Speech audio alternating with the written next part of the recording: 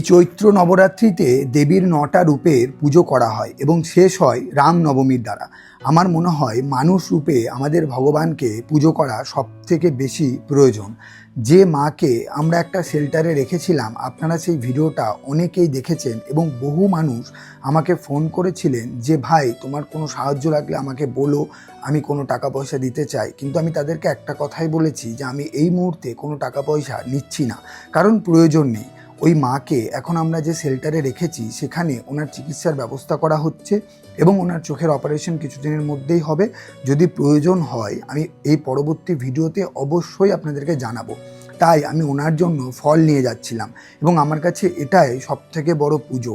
উনি একটু হাঁটাচলা করতে অসুবিধা হচ্ছিল, ওনাকে স্নান করানো হয়েছে এবং এখন উনি অনেক ভালো আছেন, কথা বলতে পারছে, বুঝতে পারছে, সব কিছুই বলতে পারছে। আস্তে আস্তে উনি রিকভারিও করবেন এবং ওনার সব ভিডিওটাও আপনাদেরকে আমি দেব। এই দাদাও খুব হেল্প করছে আমাকে, একা তো সম্ভব না, কিন্তু উনি এখন ভালো আছেন। ওনার কোমরে একটু সমস্যা, তাই উনি কিন্তু বসতে পারেন, মানে বারবার দাঁড়াতে পারেন না এবং শুতেও পারেন না, বসলেই ওনার বেশি ভালো লাগে। ওনার এর পরের আপডেটগুলো আমি অবশ্যই আমার এই পেজের মধ্যে আপনাদেরকে জানাবো।